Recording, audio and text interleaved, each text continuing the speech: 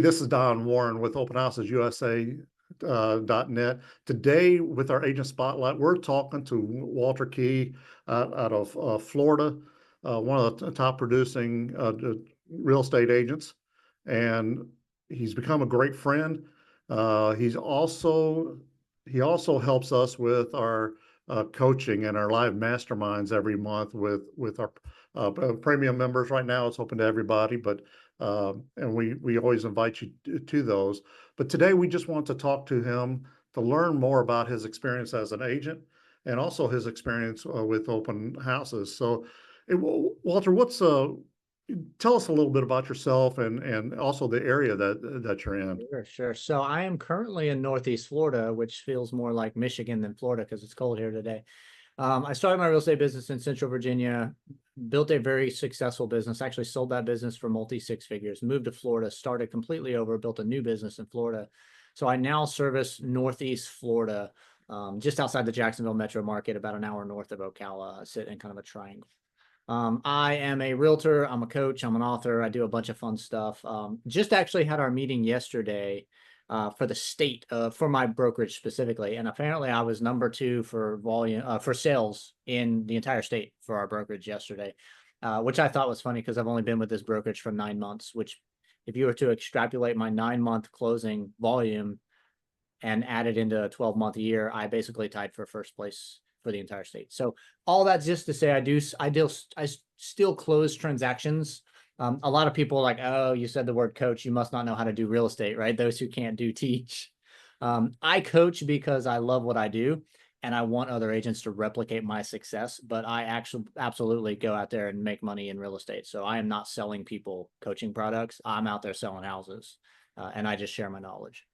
And I can tell that from my spot in Tennessee, you're not just a coach, and you're very giving of your time to not agents just of your brokerage, but to anybody who is interested in learning. But yet you service your clients, your buyers and your sellers and everyone well. How is it that you manage that, that time? Because that's a lot of stuff going on. It's I don't feel like I'm that busy. I tell everyone the secret to a 27-hour day is proper calendar management. And so I teach an entire business planning for realtors course, and a good chunk of that course is calendar management. How do we prioritize our life and our business? How do we put action on the calendar that we know we're going to execute and prioritize? And so I don't actually feel that busy. I close dozens of transactions a year. I coach hundreds of agents a year. I run challenges and different coaching calls all month long, and I still have time in my calendar. It's just a matter of prioritizing and budgeting in the time. Yeah, so that's one thing. And no matter whether you're a real estate agent or really any profession, it is about time blocking. It's about time management and doing the preparation so that you can get into the flow of the work week on there. So that's one thing that I want everybody to get out of this, because it doesn't matter what your daily life is, even if you're not if your job is as a stay-at-home mom, it's still time blocking, still thing.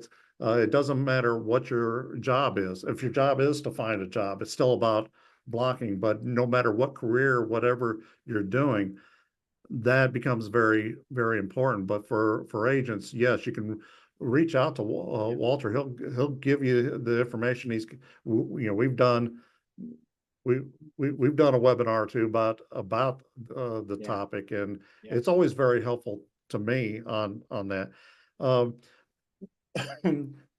Now, do you work with both buyers and sellers? And how is it that you feel that you can, if you were talking to me as a buyer, or we were having a conversation, and also or me as a seller, how is it that you would be able to help me? What are some questions that we might be able to ask you?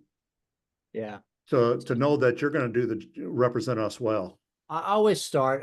A lot of people overcomplicate that client interaction. When they're going to the listing appointment and they're stressing over I got to have the perfect presentation, and I got to make sure I got all the data points right, and I need to know all the market statistics, and all that's fine. There's nothing wrong with knowing your market and doing your homework. But at the end of the day, a buyer conversation, seller conversation, partner conversation, fellow agent conversation, they all should start the same, which is, tell me about you and what you're trying to accomplish.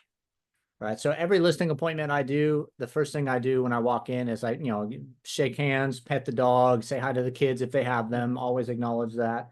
And then I say, hey, listen, do me a favor, give me a 15-minute nickel tour. Walk me around, tell me about your house.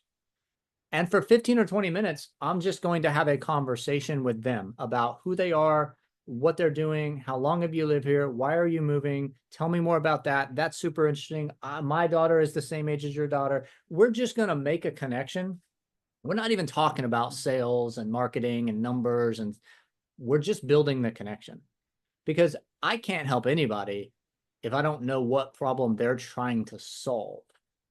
That's always the first question we have to answer. And so I want them to talk to me. I want to be more interested in what they have to say than trying to be interesting in their eyes. And that always works well, because the more you let somebody talk to you, the more comfortable they are when you talk back to them. And so it's a very easy way to build that rapport, and establish some trust before you start talking about, well, hey, the market's not so great right now. Interest rates are pretty high still. There's not as many buyers. We're seeing more inventory, which means there's less demand for someone to buy your house because there's more competition.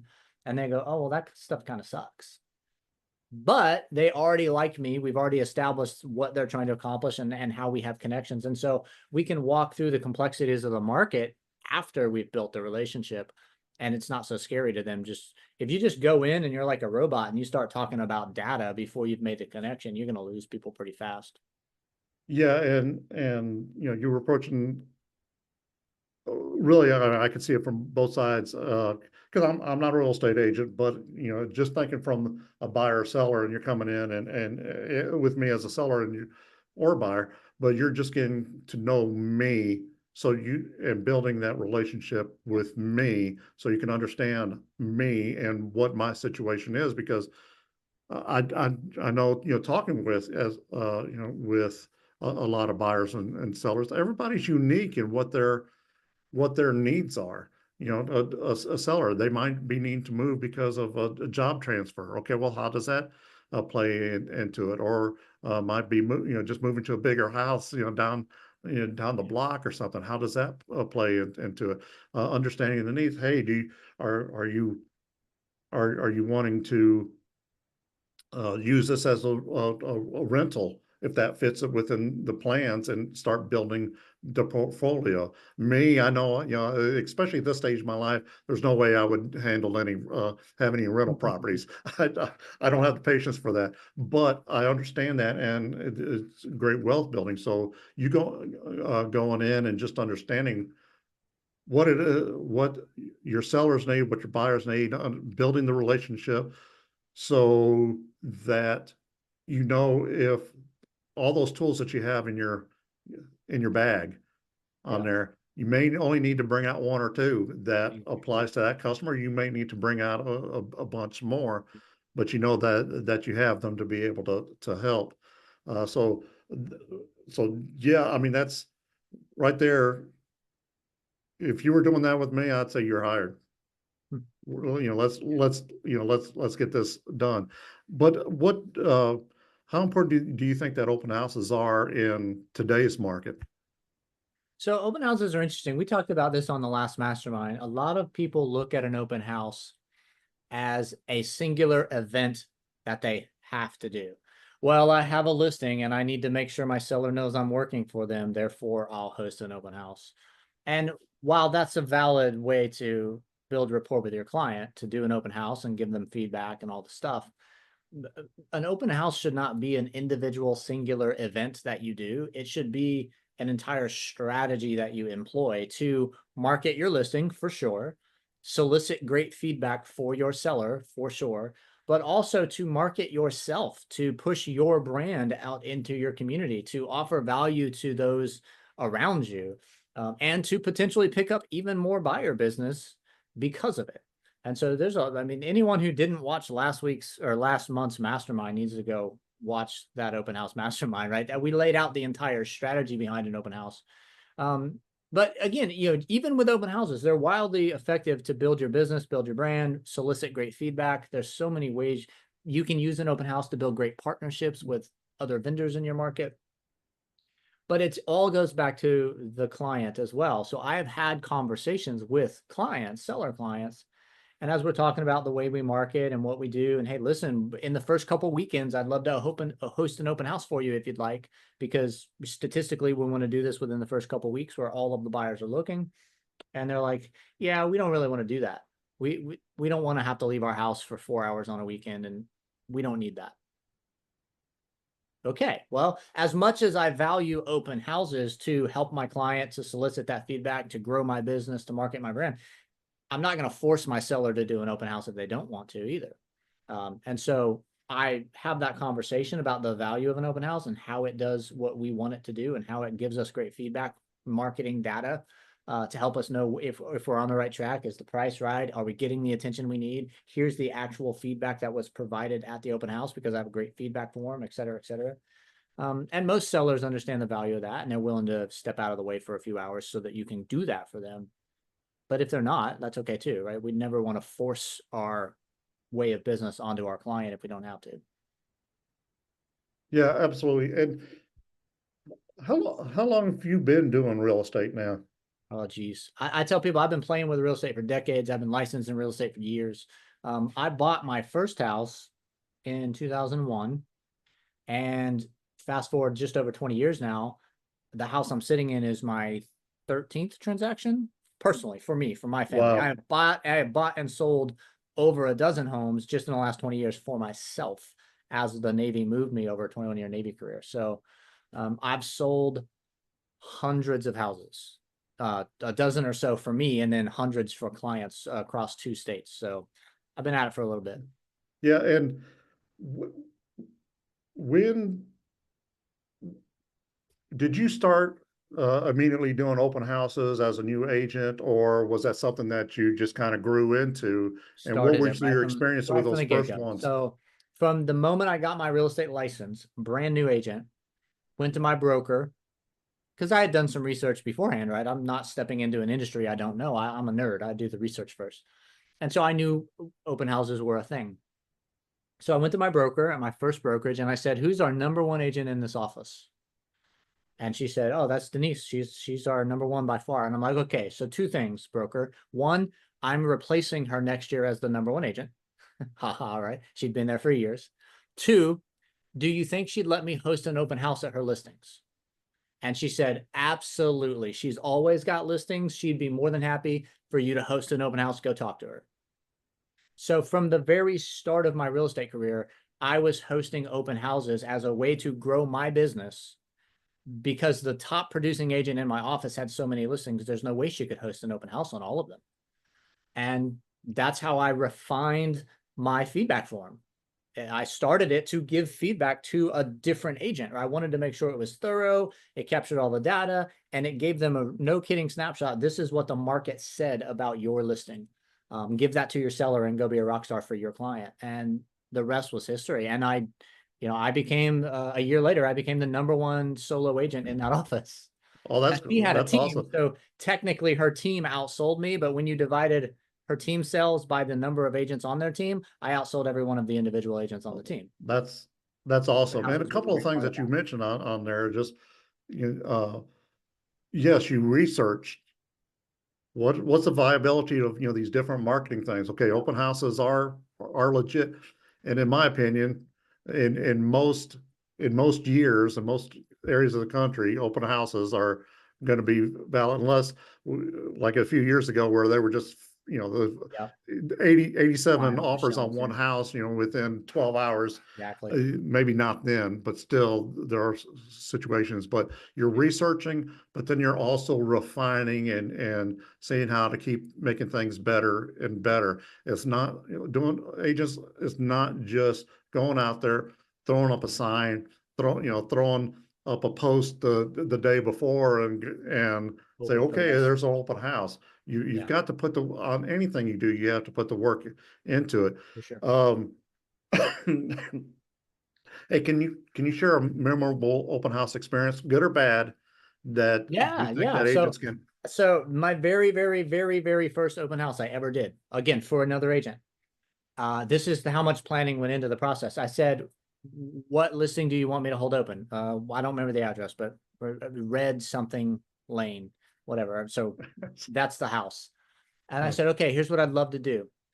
I would love to meet your sellers at that house on Thursday before the Sunday open house, because I don't want to be in your house not familiar with how I walk through and where is this. I want to be able to speak intelligently about the house. I'd like to meet your clients ahead of time and do a walkthrough, right? So on Thursday, I'm meeting these clients, and they're not my clients, but as an extension of the relationship the other agent has, I'm treating them like my clients, right? So we go in, we shake hands, we introduce, blah, blah, blah. I said, this is what I need to do. I just want to walk through for a minute and get a understanding of the layout. Let me know if you have any questions. And I said, here's my plan. We're going to host an open house on Sunday. Your house is going to be under contract before the day is over on Monday. Are you guys ready for that? And they kind of chuckled. They're like, yeah, that'd be great. I'm like, good. That's the plan. Now, I'm just breaking the ice, but here's what happened. We marketed it properly. We had great signage. We drove, I think we had 10 or 11 different groups come through that open house, and they had a full price offer on Monday morning. And I said, I'm batting 1,000, Denise. I told you. There you go. It's like, At this moment, I have a perfect track record. Open house on Sunday, under contract on Monday. Where's your next open house? And it was just a fun fluke, right? Not every open house is gonna have that happen to it. But what happened from that is Denise, the agent who was running that team, anytime there was an open house, regardless of the price point, regardless of how fancy the house was, I was her first choice. Not because I sold the house in a weekend, right? Because of the 11 people that walked through the door, 10 of them filled out my feedback form that I had custom built. And it was such great market knowledge, such great feedback on condition and price. And this is what I loved, and this is what I didn't like, and all the stuff. And I collated and tabulated all of that feedback. And I emailed Denise and her team, and I said, great open house today. Here's how many people came through. Here's the feedback. Out of the 10 people, 7 said this. Out of the 10 people, 5 said this. Boom, boom, boom, boom, boom, boom, boom. And they just blew her hair back. Not a single agent had ever given her that level of feedback for her open house. And it just made an impression. And from then on, if there was an open house, the first guy who got to pick the open houses was Walt. And so that just happened that way. That was a really fun story because I was batting 1,000 from the very first one. wow, that's a great story, but it just goes into, hey, agents, you're running your own business. Yeah, you're hanging your license and some brokerage, but you're running your business. So you have to be a business person. It's not just going in and hope for some things. You have to prepare, you have to put the work in. Um, and we also have, as we wrap up here, for anybody who I'm going to go ahead and start mentioning it, but for anybody who uh, uh, becomes a member on openhousesusa.net, free, basic, or premium, we're sending out a planning guide. So that's going out. Yes, Walt, we finally got that. I got to get that over to you. It's we finally got the design done on that. So we're going to be getting that out. But one last thought here. What is it that you would like to leave agents with regarding yourself or open houses? Any tips that you can give them to take their career to the next level? So the one thing I would say for any agent, I don't care how successful you are, how new you are, do not pay for things you can get for free. Paying for things does not solve the problem. You have to put in the work. If you need knowledge, reach out to me. I'll give you knowledge. If you need strategies, reach out to me. I'll give you strategies. If you need tools and resources, reach out to me. I'll give you tools and resources. There's nothing in this industry. I know this industry is full of shiny objects. There's nothing in this industry that you could pay somebody else to do that you can't do better on your own once you've learned once you've got the knowledge. So don't go out there and think that you're going to throw money at a problem. you don't need to throw money at the problem. You do need to throw some time and attention at solving the problem and understanding how you want to run your business, but don't waste money on things that you can get for free. That would be my number one thing to anybody. That's awesome because I do see where agents are already being charged a lot of money for a lot of different things, fees and everything else. And so even if you put money towards some lead system or whatever, you still got to work it. You still got to know, but I'll tell you a still real quick side story. there are ways to get We got a minute. leads without. Yeah. So I had an agent that I'd known for decades, years, about a decade actually. And every single year they spent thousands of dollars a month on Zillow leads. And I said, why don't you just block an hour of your day and call some folks? Oh, I can't stand cold calling. I hate calling people. I don't want to call strangers. Zillow is handing you phone numbers to strangers. You're still cold calling. You're paying $1,000 a month to do something you can do for free. Think about it, right? So that's just one example. A lead generation. I'm a big fan. I've never paid a dime for lead generation. I've never all of the things that I teach agents to do, they can do at no cost to themselves. There's no reason to pay thousands of dollars for something that you can literally do on your own for free. Absolutely. And that's one thing that we like about our website is we designed that uh, to where if someone reaches out to the agent, it's up to you as the agent to be able to cultivate that lead. We don't try to sell that to you. We Yeah. we don't That's care. yours. We hope that you end up having them as a client, that you close them, but we're not asking for any percentage or dollar amount uh, to receive that lead, to reach out to the lead and to build. So Yeah. yeah, it's the we do charge a little bit, but we keep that very, very low for the agent. But that allows us to help market your listings, Yeah, for your sure. open houses. So, but you're absolutely right. Where I see people talk about they pay thousands of dollars, so they're hundreds of dollars a month on this, but they're not really getting anything, or they don't really know how to work it. Yeah. And all you have to do is just pick up the phone. There's different things that can be done. So that's a good way to land off to end this today. Yeah. I apologize. I'm getting a little cough here. So Walter, I want to thank you for your time as always. Of You're course. always very giving of your time. Yes, we're going to have Walter's contact information on there so that if you need to ask him anything, reach out to him. He's very giving, and he's he generally has some tools that he'll give to you for free. I've seen it. It's like, Yeah.